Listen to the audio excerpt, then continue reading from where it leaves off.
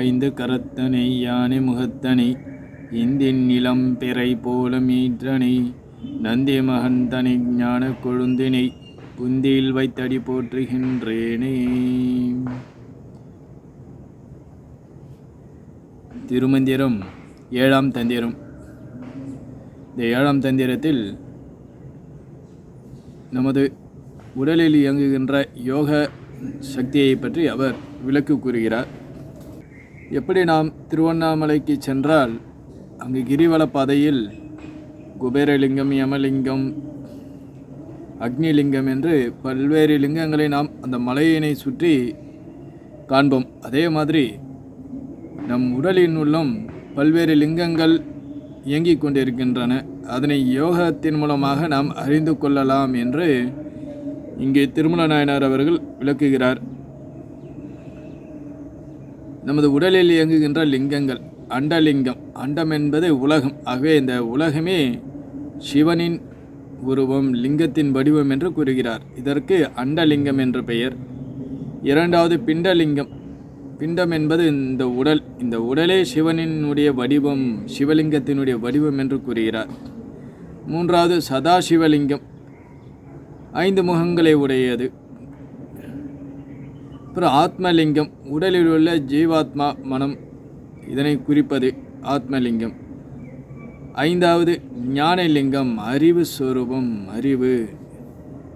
6வதாக சிவலிங்கம், இது சூக்ஷ்ம நிலையில் இருக்கின்ற பஞ்சபூதகங்களையும் ஆகாசம், காற்று, நீர், பூமி என்று 5 விதமான விஷயங்களை, சூக்ஷ்மமான விஷயங்களை இங்கு இவையே இந்த சூக்ஷ்மமான பஞ்சபூதங்களே ஸ்தூல வடிவாக நமக்கு இந்த உலகமாக காட்சியளிக்கிறது என்று விளக்குகிறார். அதற்கு சிவலிங்கம் என்று பெயர். நாம் பார்க்கின்ற இந்த சிவலிங்கம், இத்தகைய லிங்கங்களை நம் மனதில் கண்டு வழிபடுவதற்கு ஆதாரமாக இருப்பது புற வழிபாடு தான். புற வழிபாடை எவன் ஒருவன் முறையாக செய்கின்றானோ அவனே அக வழிபாட்டுக்கு தகுதி உடையவனாக ஆகின்றான். நாம் எடுத்தவுடன் நேரடியாக அக வழிபாட்டினை மேற்கொள்வது இயலாத காரியம். அதற்கு உற்ற உபாயம் புற வழிபாடு. புற வழிபாடை பல நாட்கள் செய்து பிறகு அக வழிபாட்டிற்கு நாம் நுழைய வேண்டும். இந்த அக வழிபாடு என்பது மனப்பக்குவத்தின் அடிப்படையில் ஏற்படுகின்ற விஷயம். இந்த அக வழிபாட்டினை ஆதாரமாக இருக்கின்ற யோகம், அதாவது நமது முதுகுத்தண்டினின் அடிபாகத்தில் இருக்கின்ற விஷயம், அது மூலாதாரம் என்றும், அடுத்தது அநாகதம், மணிப்பூரகம், விசுத்தி என்று இறுதியாக ஆக்ஞை. இந்த ஆக்ஞை என்றது பூர்வ மத்தியில் இருக்கின்ற 3வது கண், அது அறிவு கண்.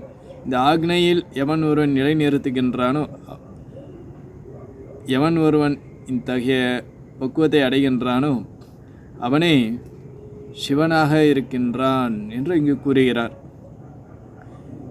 இந்த நிலையில் ஏற்படுகின்ற உணர்வும் ஒளியுமே சிவத்தின் திருவடிவாகும் என்று கூறுகிறார்.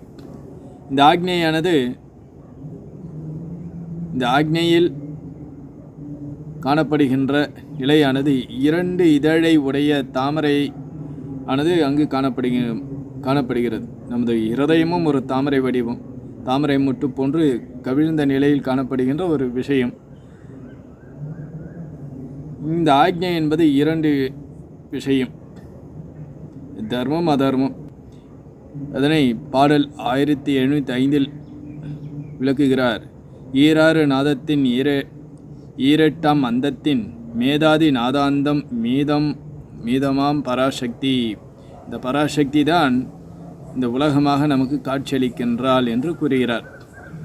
ஈராறு நாதத்தின் 6 2 12, இந்த 12 ராசிகள் தான் சூரிய மண்டலத்தை சுற்றி கொண்டு வருகின்றன.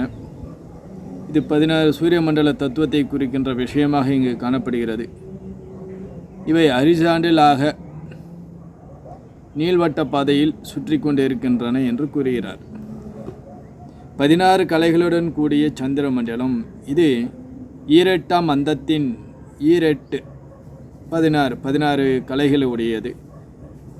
இவை வெற்றிகளாக சுற்றுகின்றன. 16 கலைகள் என்பது 5 ஞானேந்திரியங்கள், 5 கர்மேந்திரியங்கள், 5 பிராணன், மனசு என்று 16 கலைகள் இங்கு சொல்லப்படுகின்றன. இது நாதத்தின் முடிவாக சொல்லப்படுகிறது. நாதத்தின் ஆரம்பம் சூரியன், நாதத்தின் முடிவு சந்திரன். இந்த 16 கலைகளும் சந்திரனை உடையது. இந்த 12 கலைகளும் சூரியனை சார்ந்தது. ஆகவே தான் இது சந்திரனுடைய தன்மை குளிர்ச்சி,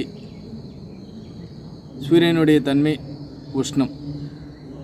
இந்த 16 கலைகளும் எவன் உடலிலிருந்து நீங்குகிறதோ அப்பொழுது அந்த உடலானது குளிர்ச்சியை அடைகின்றது. இறந்த பிறகு இந்த உடலானது குளிர்ச்சியை அடைந்து விடுகிறது. அதனை தான் இங்கு குறிப்பிடுகிறார். இதனை கடந்த நிலைதான் பராசிவ நிலை. யோகியானவன் அவன் யோகத்தின் மூலமாக அந்த நிலையை அடைகின்றான். நாமெல்லாம் இந்த உடலில் உயிர் பிறந்த பிறகு அடைகின்ற நிலை அது உடல், அது இயற்கை, அது விலங்குகளுக்கும் மனிதர்களுக்கும் சமமானது. ஆனால் யோகியானவன் யோகத்தின் மூலமாகவே இந்த நிலையை அடைகின்றான். நாம் பார்க்கின்ற அந்த பிரபஞ்சமே லிங்க வடிவமாக காணப்படுகிறது. இது ஈசனின் இந்த காணப்படுகின்ற இந்த பிரபஞ்சமே ஈசனின் ஒளி வடிவமாக, இந்த ஒளியே பிரணவம், ஓங்காரம் என்று சொல்லப்படுகிறது. இந்த பிரணவமே 16 கலைகள் என்று கூறுகிறார். அகாரக்கலை 10 என்றும், உகாரக்கலை 16 என்றும், மகாரக்கலை 24 என்றும், விந்துக்கலை 4, நாதக்கலை 10 ஆக மொத்தம் 64 கலைகளை இந்த பிரபஞ்சத்தில் இயங்கிக் கொண்டிருக்கின்றன.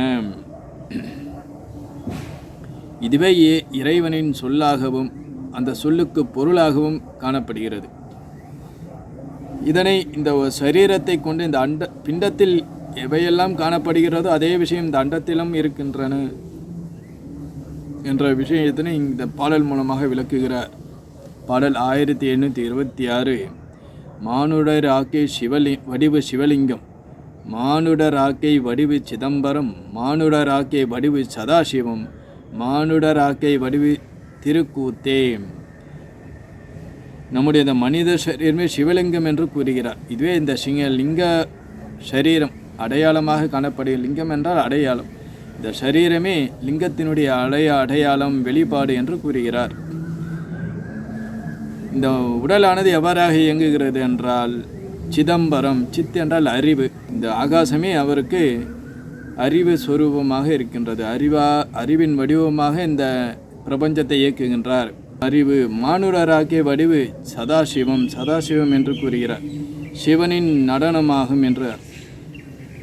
இந்த உடலில் சிவன் இயங்கிக் கொண்டிருக்கின்றான், அவனே நடனம் செய்து கொண்டிருக்கின்றான். இந்த உடலில், நம் உடலில் செல்கள் எல்லாம் இயக்கத்திலே இருக்கின்றன. அந்த செல்கள் இயங்கும் பட்சத்தில் நம் உடலும் இயங்குகிறது. ஆகவே மானுடராக்கே சிவம், இதுவே சதாசிவம், இதுவே திருக்கூத்தே என்று கூறுகிறார். மானுடராக்கை வடிவு சிவனின் கூத்து என்று குறிப்பிடுகிறார். இதெல்லாம் மிகப்பெரிய ஒரு அறிவு சார்ந்த விஷயம். இதற்கு இவையெல்லாம் நம் முன்னோர்கள் அறிவின் மூலமாகவே அறிந்து கொண்டார்கள்.